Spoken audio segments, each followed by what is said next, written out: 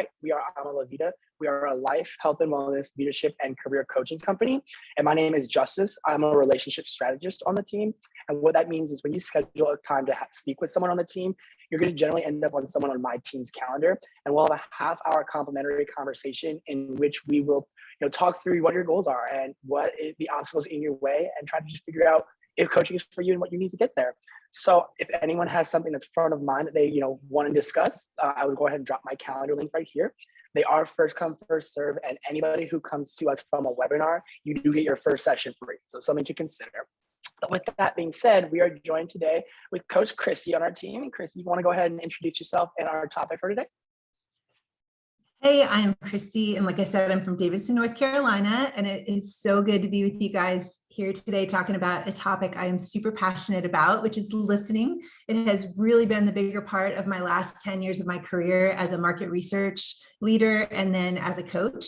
While I am introducing myself briefly and some of my background, I would love to hear what interested you in learning about deep listening today. There's a huge turnout today. I'm so happy to see it. And I'm interested in what would make you spend your time on this out of all the things you could spend your time on today. So please put that in the chat. I would love it. So a little bit about my background. Again, I'm Kristi Leonard. I'm a life and leadership coach here at Ama La Vida. I earned my MBA from the University of Texas in Austin, and I was recruited to Procter & Gamble, where I had done my internship on the Walmart team. I was a category management analyst for Bounty, Puffs, and Charmin, and then I moved to Dell Computer as a senior product marketing manager. So I left there and ended up as a market research leader for 7 years, and that was super fascinating. I don't know if you guys have been in a lot of market research in your leadership roles, but I was able to specialize in ethnographies, shop-alongs, going into people's homes, and truly deeply listening to what these consumers would want in a new product before these companies launched it nationally, and just get those deep insights about what is important to people. And I'll talk about that a little bit more in a minute. But I did learn a lot working with companies like Animal Planet and Kashi and Procter & Gamble, and recently became an International Coach Federation certified coach so I could work with leaders like you guys. And I love teaching listening. In a minute, I'll talk more about this book, but I've taught this course a couple times, The Lost Art of Listening, How Learning to Listen Can Improve Relationships. And it is by Michael Nichols. I think Justice might drop that in the chat as well in case you're interested. Highly recommend that book. Fantastic tips in there. But a lot of what I'm going to focus on today is also what can make you more effective as a leader, just listening. And it is a very hot topic right now. I might lead this a little bit like I lead my in-person workshops, which I've led across the country for a while now, and just ask you to fully engage, even if your video or your screen is not on. Maybe stretch a little bit, transition from what you were working on before. And I hope that this is a gift to you if you spend your time focusing on this topic. So today's agenda is barriers to listening well. There are many, especially more and more these days. Benefits of listening well, and 5 tools to improve your listening. And then we'll do a reflection exercise at the end. I always like to start with a good objective. So the objective is to learn how to be a better listener as a leader and in your personal life, and to make a new habit using these 5 tools that I have today. So that would beg the question, if that's the objective, what does it mean to be a leader? And what does it mean to be a good listener? If you could put any thoughts in the chat there. I know Libby and Justice are both watching the chat, but I would like to talk about that just so we know what our objective is. So any Brene Brown fans out there, just a little show of hands. I listen to her podcasts all the time, and I'm going to quote her today on what is a leader. Brene Brown would say, in the Dare to Lead podcast, leaders are anyone who holds themselves responsible for finding potential in people and processes and has the courage to develop that potential. So that is a great definition of a leader, because whether you're a manager or an influencer, you can bring out people's potential by listening well. Now, what is listening is the next question. I see people responding in the chat. Thank you. Listening to me, I'm going to break it into 2 parts, is receiving information accurately and retaining that information to benefit the listener and the person talking. It can also obviously build your business results by doing that. So again, good listening is this two-part process of receiving the information accurately and retaining that information to benefit the listener and the person talking. So receiving and retaining, here's a little question for you. What percent of the information we hear do you think we retain? You can put that answer in the chat as well. So retaining information to me is the result of really focusing and receiving the information well in the first place. How many times have you walked away from a conversation and your mind was kind of wandering and you leave the conversation and you couldn't even really remember what was said? I would say that is basically the definition of not being a good listener. And that is not what you want to have happen. But listen, classic research published in the Harvard Business Review says, and multiple studies have confirmed this, that the average listener only retains about 25% of what was said in a conversation. Think of the impact of that on you if you are speaking and somebody's not even remembering what you're saying or they're distracted. Think of the impact on the other person if they feel like you're not really listening. So thinking about this research even more recently, other studies have shown they set the number at 10% of the information is retained if it's verbal, and then it goes higher if it's written information that is read or if it's visually presented. So of course, if you do a presentation and you use storytelling and visuals, it's going to be retained more than that. But this conversation for today is mainly about conversations that are verbal. It reminds me, by the way, of the game you used to play as a kid, the operator game. And you think about somebody like passing on to the next person and the next person what they thought they heard. And just by 2 or 3 people down the line, either somebody didn't transmit the message very clearly, the person didn't hear it very clearly, or they didn't transmit it to the next person very clearly, all of which can cause problems in a relationship or in a business, right? So you've got to ask yourself, what are the barriers to listening well? I don't know if any of these are resonating with you right off the bat as you look at them on the screen, but I'd like to break that down a little bit. First of all, let me just talk about shorter attention spans. Now, you may have heard, this is crazy to me, but the average attention span has dropped from 12 to 8 seconds in the past 20 years, according to an in-depth Microsoft study. At the same time, the attention span of a goldfish has been clocked at 9 seconds. This is actually true. This study was done over the past 20 years when many of the technologies we enjoy now were launched. So you can blame this on technology, but the short attention span is a thing. TikTok world, somebody said. So how long do you think your attention span is? I know you guys are listening really well right now, and it's been far more than 8 seconds, and I hope you're retaining the information as well. But stress is another factor. If you look at WebMD, it says that short attention spans are temporary responses to extra stress or stimulation in your life. And raise your hand if anyone has had any stress or extra stimulation in your life lately. The WebMD goes on to say, listen, if this is happening long-term, you need to go get checked for how chronic stress can be bad for you and cause other conditions. And of course, that's another topic for another day. But multitasking, I don't have that up there on the list, but many people right now listening to this may have 2 or 3 screens in front of them, maybe 4. So there's not as much time for processing sometimes in our lives right now, which is fine. If you have a job where you need to be aware of multiple things going on, you have a little control center at your desk, but it's not fine when you're having a conversation and you need to have deep listening. So I recommend that you have a method of shutting that down to prepare yourself when you have a conversation where deep listening is required. And the next factor there are a couple more factors. Even when we hear the words that are being said, this is so interesting to me as a researcher. There's so many things that can distort this message. And if you read articles about it online, it says our brains cause a gap between what is being said and what is being heard.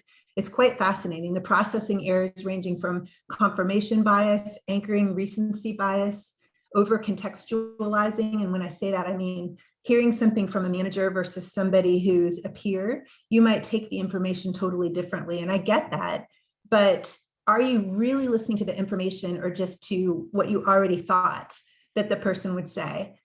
Even when you're speaking, are you speaking your truth, or are you sometimes saying what you think the other person wants to hear you say?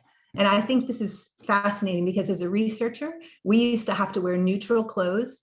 I wouldn't wear my wedding band or talk about whether I had kids or not, because often when we're trying to delve into what consumers really think in order to accurately launch a new product, people would sum you up and literally, even in research, tell you what they think you want to hear.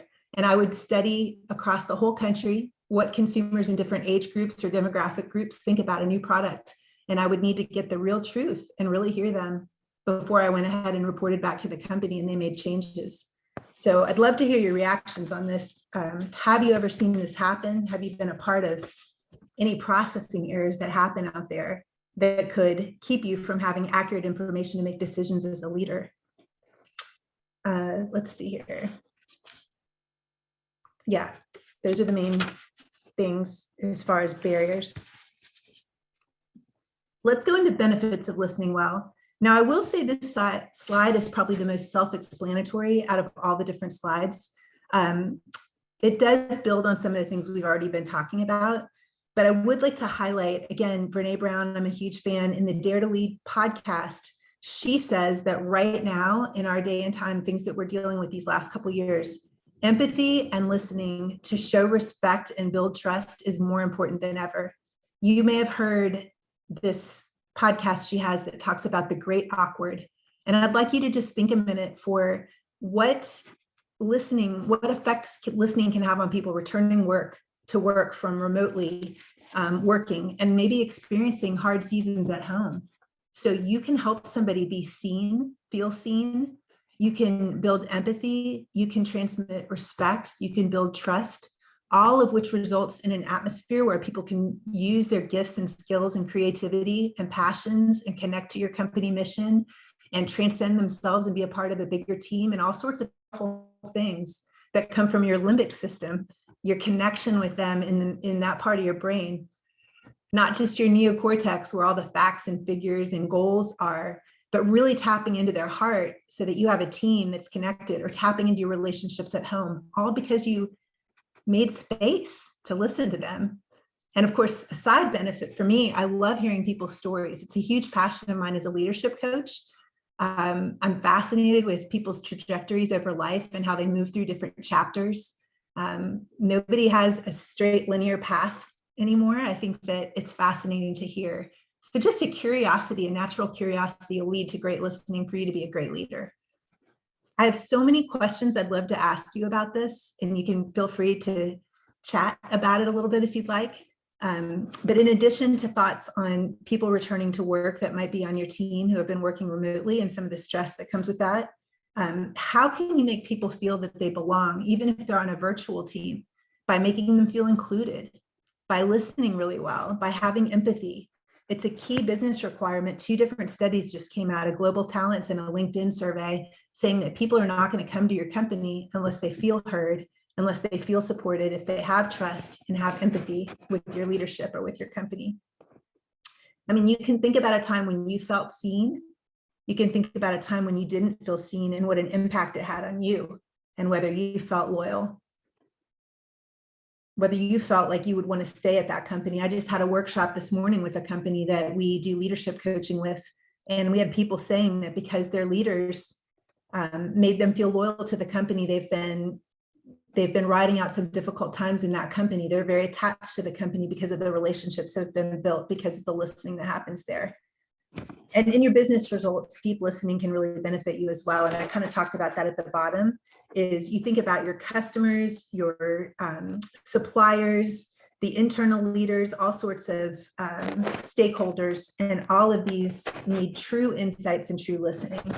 So I just want to say one more thing on this. I'm pretty passionate about the benefits of listening, but I was remembering as I was preparing for this, when Swiffer, the brand Swiffer, was launched, and I was on the multifunctional team that helped launch that at Procter & Gamble. And about that time, Febreze was launched as well. And we set up listening workshops to hear from consumers about the key benefits that would resonate with them so that we could just blow that out in advertising and marketing.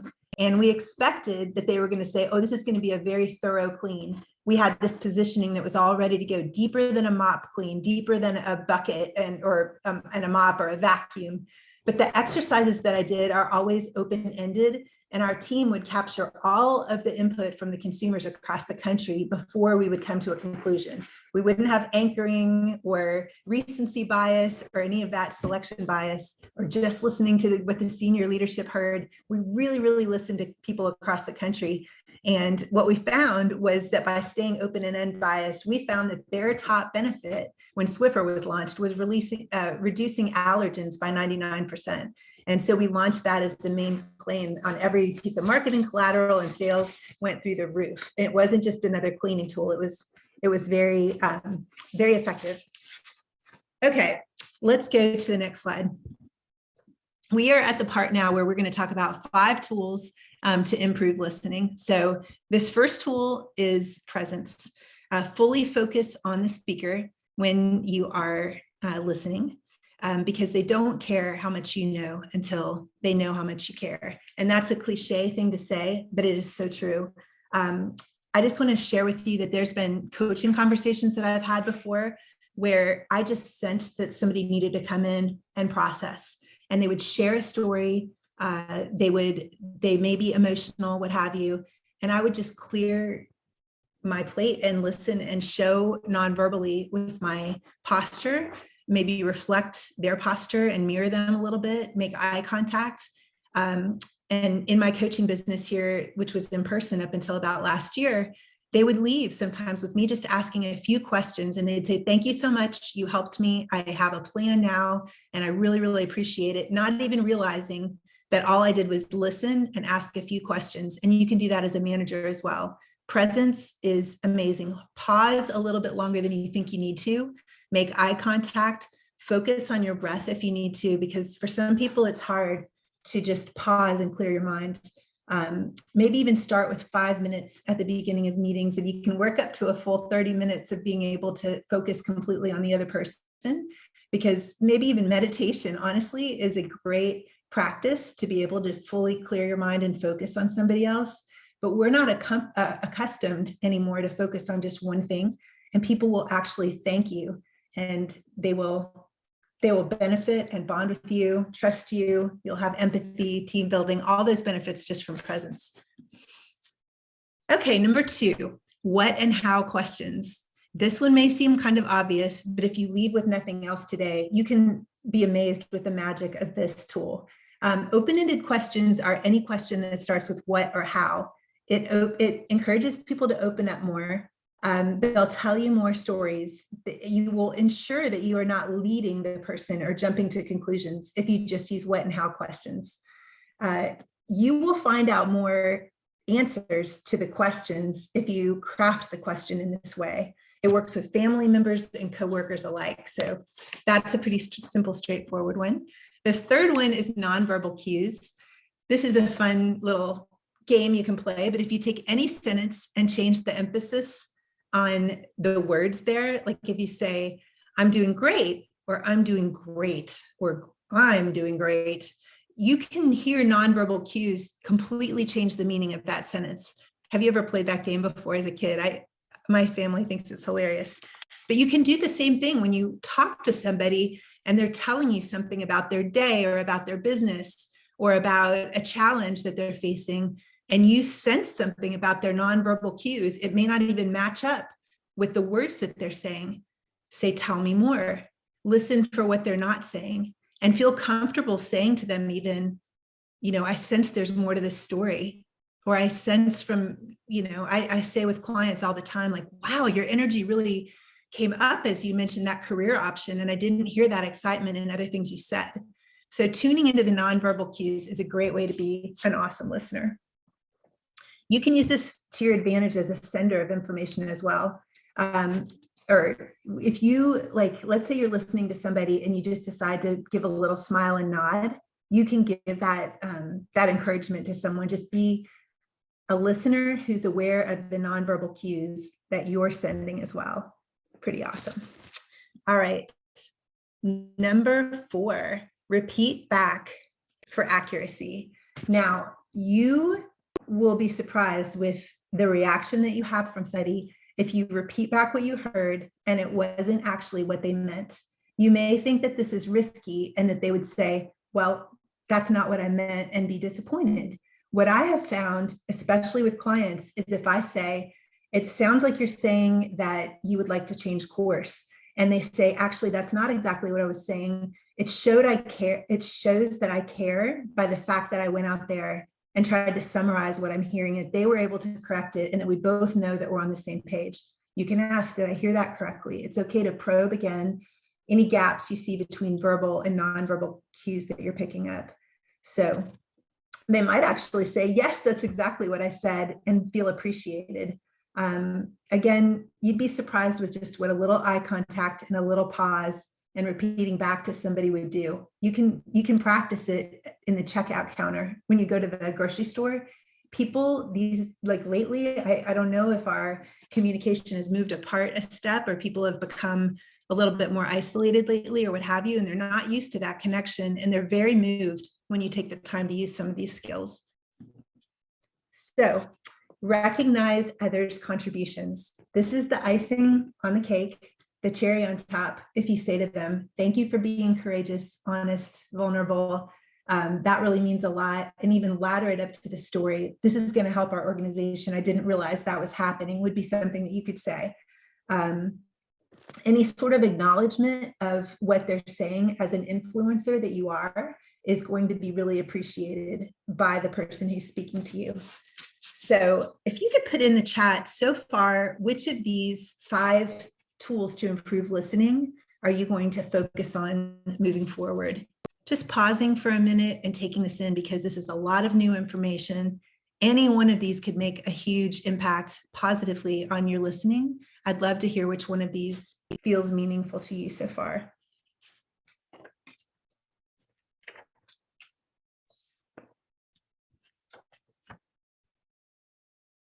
While you do that, I'm going to go to the next slide. And we are getting to the part of this presentation when I like to always have a challenge that I give to the listeners. So who is familiar with James Clear, who wrote Atomic Habits and who was also interviewed? Rory Dolan's restaurant. Okay. Bar and Grill. So.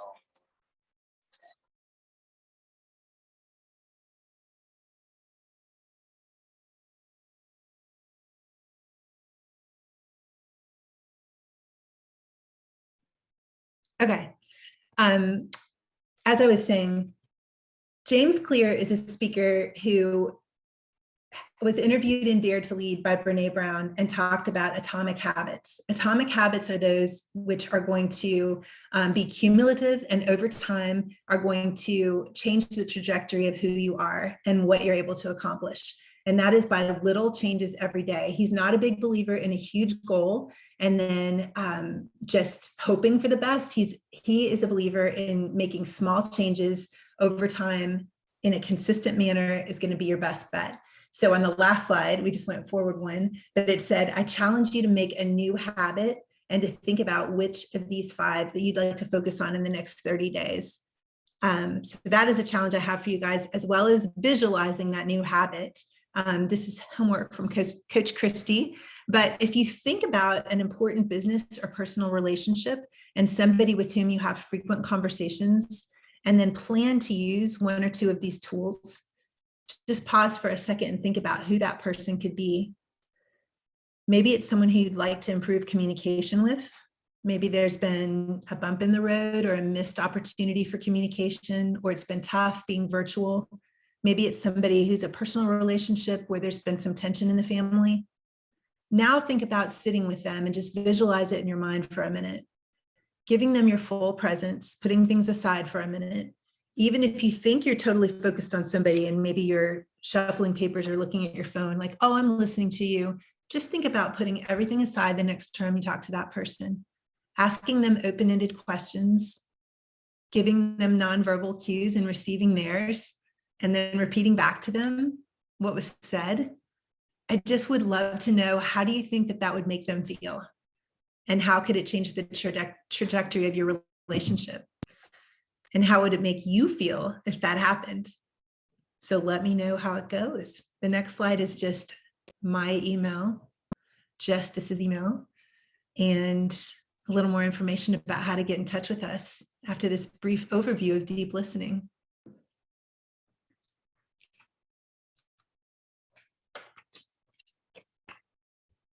So here I'm going to pause for a minute. Again, I would love to recommend this book, which I've taught in classes before and has all of the tips I talked about today, The Lost Art of Listening. And I would like to also open up the floor for any questions.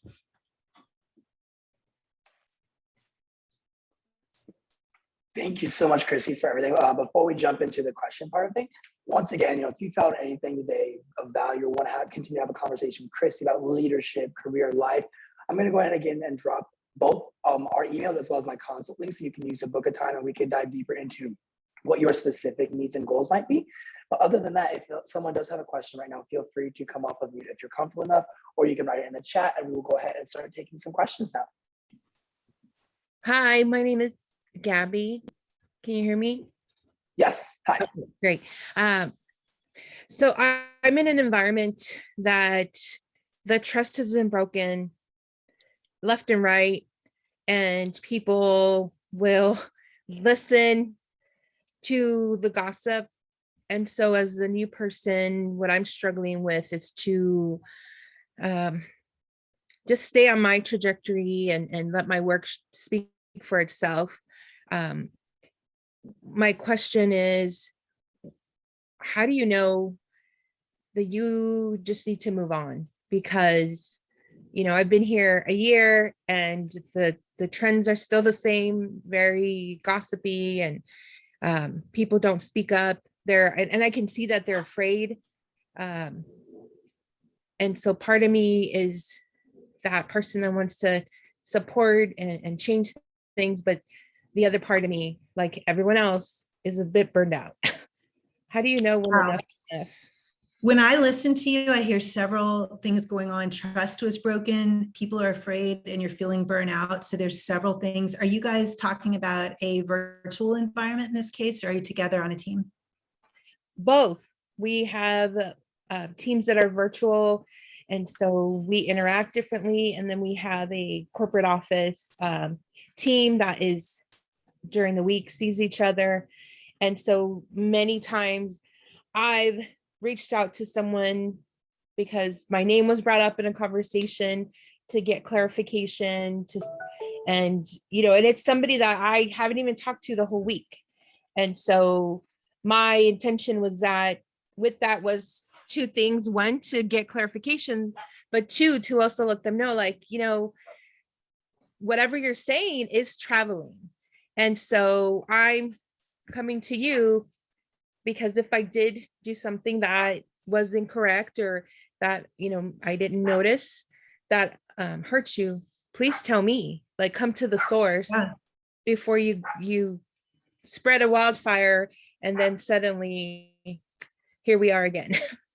Yeah.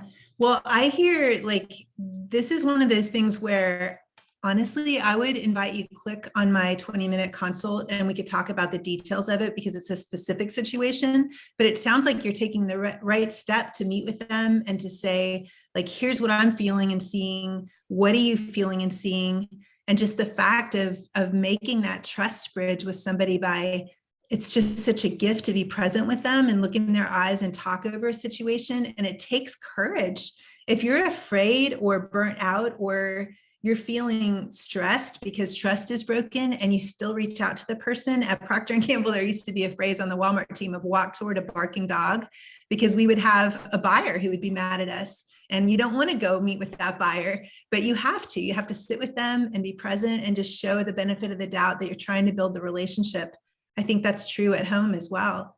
But please do reach out to me if you want to talk more about that. I'd be happy to.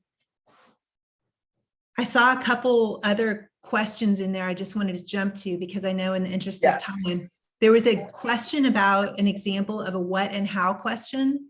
And I want to talk about that for a minute.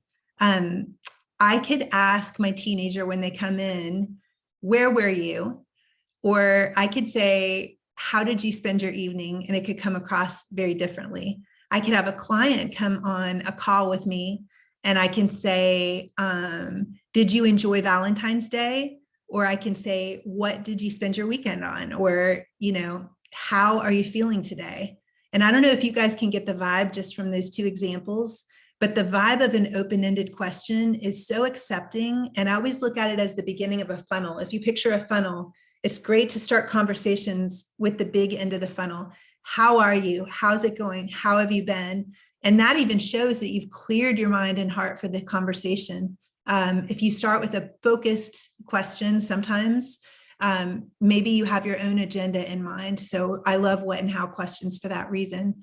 And I saw another question on there about how do you do some of these things, active listening via Zoom or virtually. And now I think about that because I do 100% virtual meetings now with my clients, and some of them come in, and to be totally honest, I could have somebody coming in about a leadership discussion and I coach the whole person. I always look at we have a life balance wheel. We talk about how all the parts of your life, emotional, physical, mental, spiritual, your financial, your career, all these parts of your life are connected.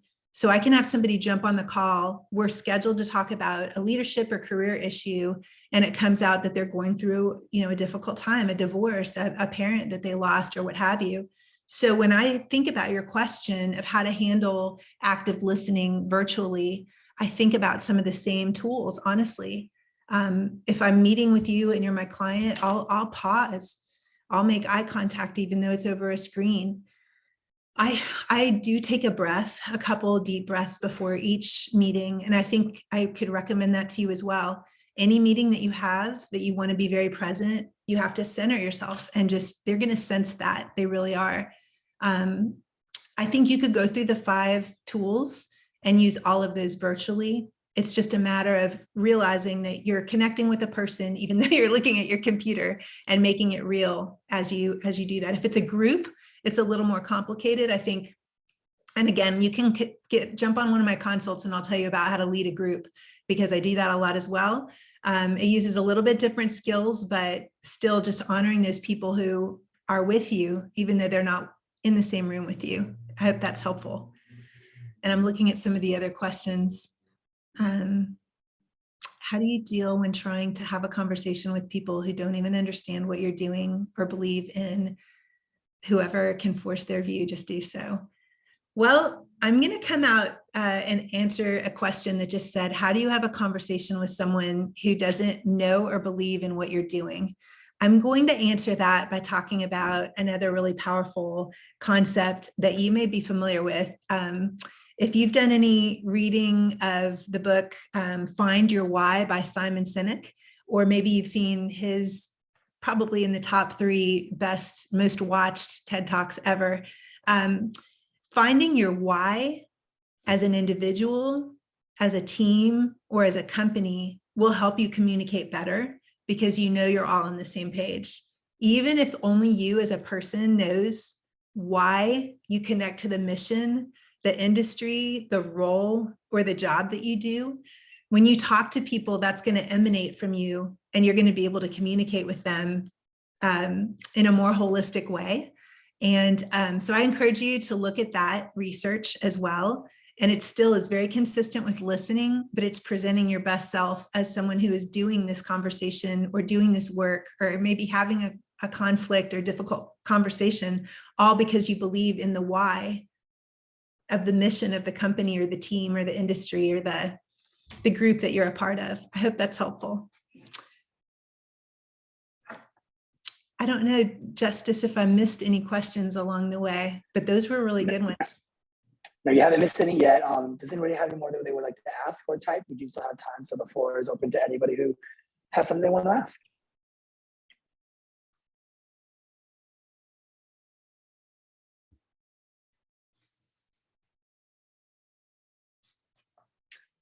If no one has any other questions, then I guess we will end a little early today. Oh, here's one more we just came through. There we go. There's a few more. How do you get others to listen? One way to get others to listen is to ask them about themselves first. And you would be surprised if you have somebody come in your office and ask them about themselves, and they share and share and share and share. and they leave and they think you're so smart. I hope that doesn't sound bad, but people love to talk about themselves. And it's a great way to, somebody just said people love to talk about themselves, but it's honestly, it's true. Like to be heard, I believe you first have to listen. I feel like we did an exercise that was really neat at Procter & Gamble when I was there. And this is the best exercise for learning how to give feedback to people if you're a team leader. But Justice and I could stand next to each other, each holding a glass or a small pitcher of water, about half full, and we could replicate the process of having a conversation. Let's say I want to tell Justice that I think that this could have gone better in some way. So I could start by pouring, because I'm trying to use an example of conflict. I could pour a little bit of water in his pitcher and say, how did you think it went today? And he could pour it back. I thought it went pretty well, but there's a few things I would change. And I'd say, oh, what would those be? And he would say, well, I would have done this and that. And do you see how the water never pours over or explodes on the person who you're trying to engage with? And they're going to listen to you more because you've listened to them. So, and they might even come up with the solution before you even have to say it, which helps with the conflict aspect of it. I don't know, Justice, did that seem to be a helpful tool or make sense to you? It's very helpful when you're listening and talking to people. It's a constant back and forth, and you have to meet in the middle. It's a bridge. If you do feel like somebody's way over here and you're here, it can be tempting to want to go and try to put your opinions and make them listen to you. But you really have to pull them out, to be honest. Like I would look at it as a bridge, ask them questions, and they'll come toward you, and then you're on your way. Explain recency bias and anchoring. Anchoring, let's say I'm doing a research project on Pantene's new packaging launch, which I did for Procter & Gamble, and it was a huge project. And I have all the leadership in the back room, and they are listening to the consumers. And the first 3 consumers say they don't like the color green on any of the font on the white packages. Then nobody else says it for the rest of the day, but by the debrief, the leadership says, well, we're not going to use the color green clearly, because they had remembered what had first been said, or they had anchored to it. I think the idea here is that, let's say you have 10 people giving you feedback on a team, make sure it's not just the last person you heard from or the first person you heard from that you anchor to. And then you try to, confirmation bias is like if you're reading an article and you're like, see, I told you the city council was going to do this. This is a big mistake, because you were already looking for that. Did you read several articles? Did you get a balanced point of view, or did your mind play tricks on you because you were already looking for that information?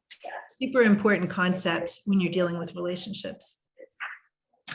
There was another question that says, how do you approach someone about a business opportunity? How do you approach someone about a business opportunity? That's an interesting question. I wish I knew more about that, like in terms of having them listen to an idea that you have. It sounds like you're saying, let's say, I'm just going to make this up, that I have a friend in town, for example, that I was coaching, and she wanted to start a bakery, and she's new to town. So she came to me actually and said, I want to start a bakery in town. And she said, you've already lived here. I'm brand new, and I need to know some information about the market, with the competition, the cost of equipment, the places I could rent. And honestly, I don't know if this is helpful to you, but you just have to make sure it's somebody you can trust, and that you carve out time appropriately with them, that you really ask them, like, can I have some time with you? Don't just start talking with them without any warning. But honestly, I think a lot of people are networking right now. A lot of people are going off the typical career tracks of working for a big company and are looking for side hustles, small businesses, entrepreneurs. I work with people like that a lot. I actually have a great book about starting a small business that has all the worksheets in it that you can get at Barnes and Noble. So do your research, carve out the time with them respectfully, and then just present the information to them. And then we have another question that says, how do you deal with an employee who constantly brings up things from the past, how things used to be, instead of focusing on the present and the future? Well, I don't know how comfortable you are with this person, but at some point, this is not my specialty. I don't like conflict, but I have learned to be better at saying things like this. is you use words like I've noticed, or I feel, or it seems, or some kind of observation that does not start with the word you. You don't want to ever use your nonverbals or verbals to address it in a confrontational way. You're always bringing up things from the past is going to come across differently than, I feel like we've talked about this a few times, and I noticed this is really important to you. What do you think is, see what and how questions, what do you think is making this come up again? What is making this so present on your mind today? What would be helpful for you to move past this? What would it take for you to see a new scenario, a new vision? I mean, think of the gift that is to somebody, because most people don't know how to do that. They'll just be like, I'm not hanging out with her anymore. She's always bringing up stuff from the past, or that person doesn't need to get promoted. But the person may say, well, the reason this came up again is, and give you some valuable information. You keep a valuable employee just by opening up that conversation and dialogue. It looks like she's a difficult, I'm getting notes in the chat that she's a difficult employee as well. And some people have quite a bit going on outside of the office as well, I have to say. So at some point you have to just continue to explore and delve into what's really going on there and see if it's something that can be manageable or not. And how do you best present yourself as a great listener, it says. Oh, and somebody asked, what's the name of the Barnes and Noble book? So I'll hold this up here again. But how do you present yourself as a great listener? Gosh, can anyone help me out on that with the chat? What's one time that you've had somebody that you were like, that is just, in fact, I was going to ask you guys to search back in your memory, your database. If I were to ask you right now, who is the best listener that you have ever encountered? And I was thinking about this the other night. The best listener that I think of every time is somebody who was the head of school for an elementary school when my kids were tiny. And I would be talking to her and I'd be like, oh, sorry, Matthew's grabbing my leg, or, oh, they just handed me their lunch, and I'd be distracted. She could not be deterred from the conversation. She did not, kids could come up and grab her, parents could try to get her attention. She was so present with me in the middle of all of the chaos. I think she's the best listener I've ever seen. I would love to be that person who is so mindful and present and just committed to the person that I'm talking to, that nothing can deter me from that. So that's my 2 cents. And somebody said that it would be a good listener if you're somebody who doesn't judge, or if you use the 5 tactics. So those are great as well. You guys, this is so nice. All the questions. What else? What other questions do you have? Does anybody think they can do the challenge this week of thinking of one of the barriers to listening and trying to overcome that? You've got to either take down your stress levels, reduce the number of screens when you're talking to somebody, be present. There's so many ideas in there. I really hope everybody can try the atomic habits of creating a new habit. Just pick one of them, use open-ended questions this week, or restate what you hear, and then let me know how it goes.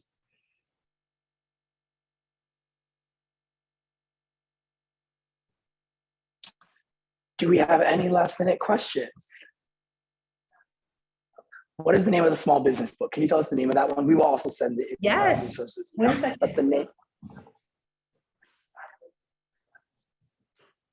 This is so good. It has all the worksheets in there. I'm telling you, it's a really hot topic these days. And so I've recommended it to several people who enjoyed a simple approach to how to plan a small business, and then just kind of test the waters and see if you think that it can make the profit needed to proceed, to make a change in your life. So that's the book I'd recommend. It's called Business Plan in a Day by Rhonda Abrams.